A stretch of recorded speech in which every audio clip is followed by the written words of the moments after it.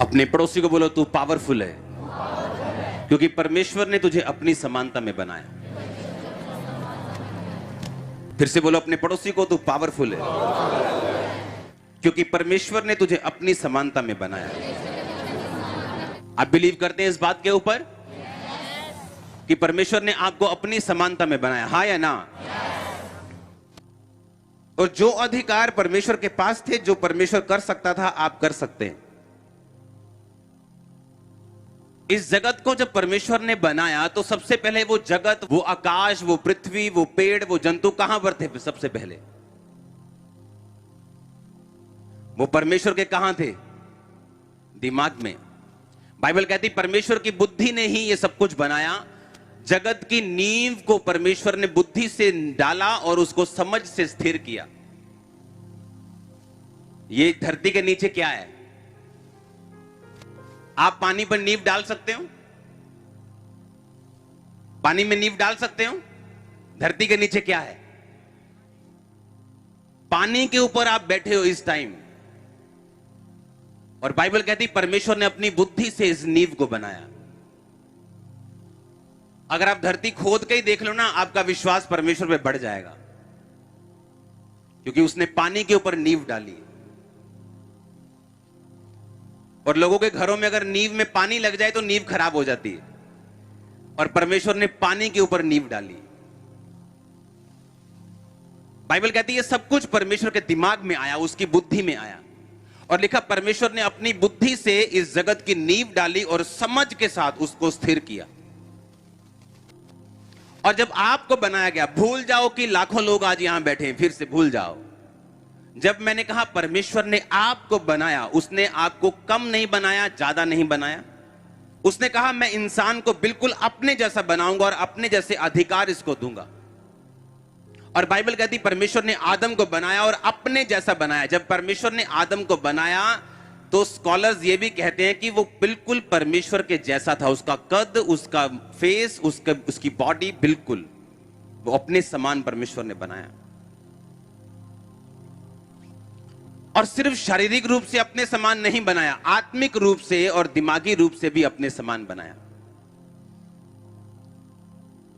आपके शरीर का कोई भी हिस्सा डॉक्टर उसका ऑपरेशन कर देता है आराम से, लेकिन अगर उसे दिमाग का ऑपरेशन करना हो तो डॉक्टर बोलते हैं कि गारंटी नहीं है, क्योंकि दिमाग में लाखों करोड़ों नाड़ियां होती हैं। ये छोटा सा दिमाग जो सिर पे है, ये कुछ पाउंड का, इसमें लाखों नर्व्स हैं, जो डॉक्टर बोलते हैं कि इसको ऑपरेट करना सक्सेसफुली ये परमेश्वर का ही काम है, हम सिर्फ कर सकते हैं। जब आप इस दुनिया में आए, आप सब लोग इस समय अलग अलग चैलेंजेस का आप फेस करते हैं, अलग अलग चुनौतियों को फेस करते हैं। कोई बीमारी को फेस करता है, चुनौती उसके लिए बीमारी है, किसी के लिए मैरिज है, किसी के लिए फाइनेंस है, किसी के लिए बच्चे हैं, किसी के लिए पति है, किसी के लिए पत्नी है, किसी के लिए उसका कैरियर है, किसी के लिए उसकी जॉब है। हर एक बंदा अलग अलग सिचुएशन को फेस करता है, और परमेश्वर आपको जानबूझ के ऐसी स्थितियों में और परिस्थितियों में डालता है जहां पर आपका कोई भी काम इंसान नहीं कर सकता, डॉक्टर नहीं कर सकते, मेडिकल साइंस नहीं कर सकती, आपके माता पिता तक भी वो काम आपके लिए नहीं कर सकते। और तब जर्नी शुरू होती है परमेश्वर को ढूंढने की। और मेरा बिलीव है आप में से 90% लोग उसी जर्नी के कारण यहां पहुंचे, हाँ या ना? और अगर मैं आपको प्रीच कर रहा हूं तो उसी के कारण आपको प्रीच कर पा रहा हूं, क्योंकि मैं एक कंप्यूटर इंजीनियर हूं, और कंप्यूटर इंजीनियरिंग करने के बाद मैंने ऑस्ट्रेलिया जाना था और वहां पे और मैंने पढ़ना था। और अगर ये चीजें मुझको ही 17 साल पहले दिखा देते, मैं विश्वास नहीं करता कि जो ये हो रहा है ऐसा हो सकता है। ऐसा नहीं था कि मैं परमेश्वर को, रब पे यकीन नहीं करता था, सब जगह जाता था, सब यकीन करता था, माथा टेकता था, लेकिन मेरा जो काम था, मेरे जो दिमाग में सोच थी, वो यही थी, मैंने अपने कैरियर को बनाना है। और जब वहां हिट हुआ, जब मेंटली अपसेट के अटैक होने शुरू हुए, नशों में जब बढ़ गया, जब सब जगहों से जवाब मिला, जहां जहां मुझे घमंड था जिन जगहों के ऊपर, जब वहां से जवाब मिला और कुछ नहीं हुआ मेरी लाइफ में, जब सुसाइड करने जा रहा था, तब यीशु मसीह मिले और तब ये जर्नी शुरू हुई जिसको आप देखते हो। हालेलुया। अगर मुझे उन मुसीबतों का सामना ना करना पड़ता तो आज मैं आपको प्रीच भी ना कर रहा होता। अब अगर आप परमेश्वर में आ चुके हैं, आप जानते जब कई कंपनियां ऐसी हैं, आपको देखते हैं, अच्छा हमें एमए वाला व्यक्ति चाहिए, ठीक है जी, आपने एमए की है, ओके आप आ जाओ। उसके बाद आपकी ट्रेनिंग होगी, वो आपको 3 महीने की ट्रेनिंग देते हैं, आपको 6 महीने की ट्रेनिंग देते हैं। उस ट्रेनिंग के बाद अगर आप काम ना कर पाए, वो आपको जॉब पे कंटिन्यू नहीं कर पाते। लेकिन उस जॉब के लिए आप एलिजिबल थे, आप ठीक है, आप आ गए, आपको जॉब मिल गई क्योंकि आपने उतनी पढ़ाई की थी, आपने उनके सारे शर्तों को पूरा कर दिया। लेकिन उसके बाद ट्रेनिंग के बाद निर्धारित होता है कि आप उसको कंटिन्यू करेंगे कि नहीं करेंगे। उसी तरह से आप क्रिश्चियन तो बन गए, आप प्रभु में तो आ चुके हो, परमेश्वर ने आपको अपनी महिमा के लिए आपको अपने पास बुला लिया। पर उसके बाद क्या, अगर आप ट्रेनिंग में फेल हो गए, अगर आप परमेश्वर के वचन को अच्छी तरह से समझकर लागू नहीं कर पाए, तो आप में और अविश्वासी में कोई खास ज्यादा फर्क नहीं होगा।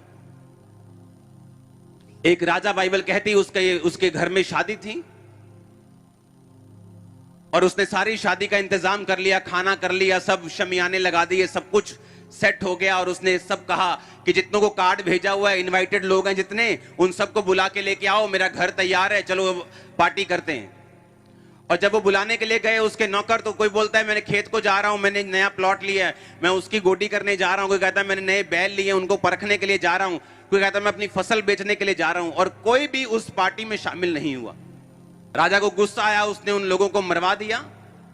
और राजा ने कहा लेकिन मेरा घर तैयार है, मेरे पशु मारे जा चुके हैं, अब जाओ और चौराहों में जाकर लोगों को, ऐसे लूले लंगड़े सबको पकड़ के लेके आओ। और वो चौराहों में गए और जितने उनको मिले सबको लेके आए, और सब खाने के भोज में एंजॉय कर रहे हैं। और शाम को राजा जब मिलने के लिए आया, तो एक व्यक्ति वहां ऐसा था जिसने शादी के कपड़े नहीं डाले हुए थे। राजा ने कहा तू शादी के कपड़े क्यों नहीं डाले तूने?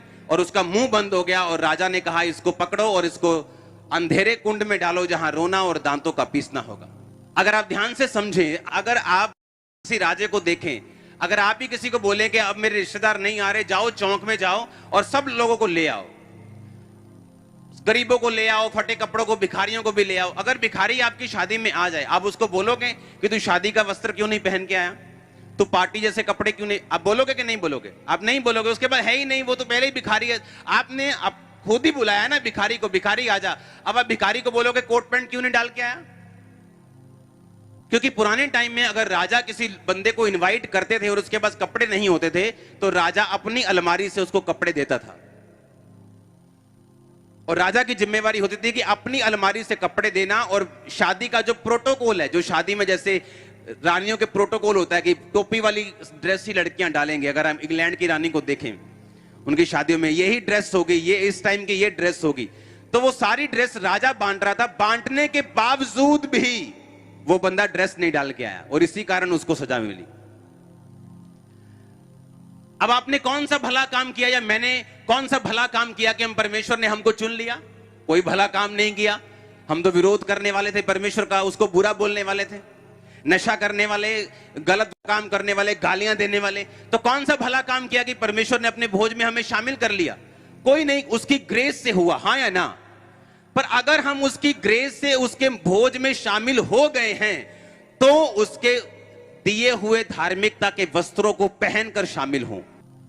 नहीं तो वो राजा क्या करता है, गुस्सा करता है कि मैंने तुझे तेरी काबिलियत के अनुसार नहीं बुलाया, तू पापी था, मैंने तुझे अपने पास बुलाया। पर इसका मतलब यह नहीं है कि तू पापी था तो मैंने, यीशु मसीह ने कहा मैंने तुम्हें अपने पास बुलाया, तू अब भी पापियों की जैसी हरकतें करे। हालेलुया।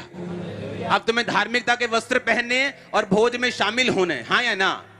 नहीं तो जब परमेश्वर देखेगा कि मैंने तुम्हें अपनी महिमा से बुलाया, तू पापी था, गलत काम था, चुगली का निंदाखोर था, मैंने तुम्हें अपने पास बुलाया, लेकिन फिर भी तूने इस बात का शुक्रगुजार नहीं किया, इस बात की शुक्रगुजारी नहीं की कि मैं ग्रेस से शामिल हुआ हूं इस भोज में, तो क्यों ना मैं अपने कपड़ों को, अपने धार्मिकता के वस्त्रों को जो राजा ही मुझे दे रहा है, मैं पहन के रखूं।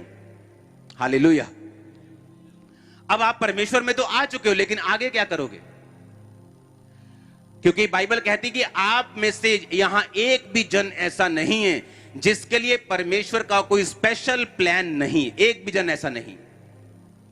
स्पेशल प्लान, जैसे मास्टर प्लान बोलते हैं, जैसे फिल्मों में हीरो हीरोइंस के प्लान होते हैं बड़े बड़े, एक भी जन, मैंने कहा, ऐसा नहीं। यहां चाहे वो गरीब से गरीब अभी क्यों ना हो, जिसकी लाइफ में परमेश्वर का योजना नहीं है, एक भी जन ऐसा नहीं है यहां पे।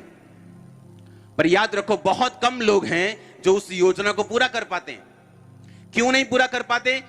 बाइबल कहती है संसार का धोखा, वो पाप, वो शरीर के काम उन्हें परमेश्वर के उन चीजों को, परमेश्वर के उस दर्शन को, उस योजना को दिखाने नहीं पाता और पूरा करने नहीं पाता।